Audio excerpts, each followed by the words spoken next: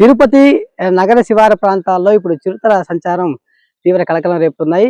ఈ స్థానిక జీవకోన, రాజునగర్ కాలనీ అలాగే గ్రాన్యువల్ సమీపంలోని ప్రాంతాలంతా కూడా ఈ చిరుతల సంచారంతో ప్రజలు కంటి మీద కునుకు లేకుండా పోతుంది.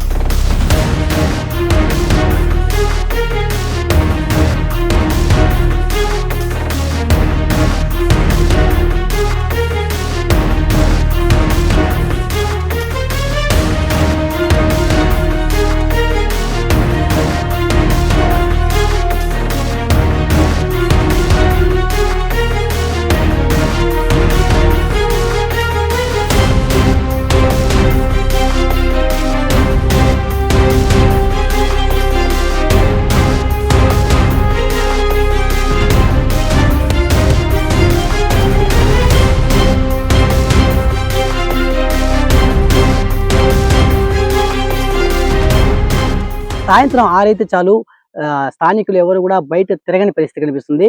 ఈ యొక్క ప్రాంతాల్లో ఈ నెల రోజుల వ్యవధిలోనే 4 సార్లు చిరుత కనిపించడంతో ఈ యొక్క స్థానికులు అయితే కూడా భయాందోళనలకు గురవుతున్నారు.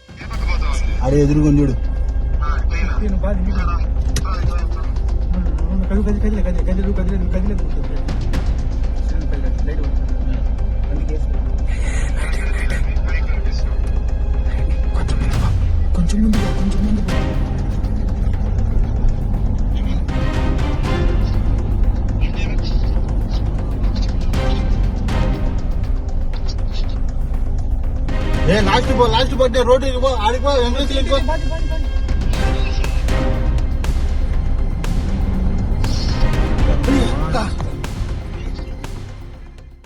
అటవీ ప్రాంతం నుంచి కూతవేటు దూరంలోనే ఈ యొక్క జనావాసాలు ఉండడంతోనే చిరుతలు సునాయాసంగా ఈ యొక్క ప్రాంతాలకు వస్తున్నాయని కూడా ఫారెస్ట్ అధికారులు చెప్తున్నారు.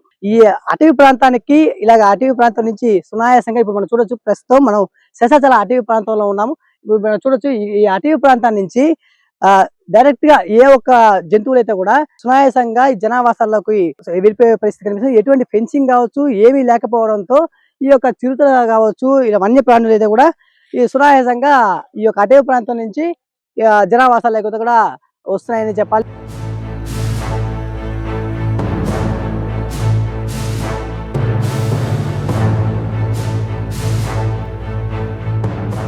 గ్రాన్యువల్ సమీపంలోనే 2 రోజుల క్రితం ఈ చిరుత సంచరిస్తున్న వీడియో అయితే కూడా సోషల్ మీడియాలో వైరల్ గా మారింది. ఒక గోడని ఎక్కుతున్నటువంటి దృశ్యాలు అయితే కూడా సీసీ కెమెరాలో రికార్డ్ అవడంతో ఆ వీడియోని సోషల్ మీడియాలో పెట్టడంతో ఆ వీడియో వైరల్ గా మారింది.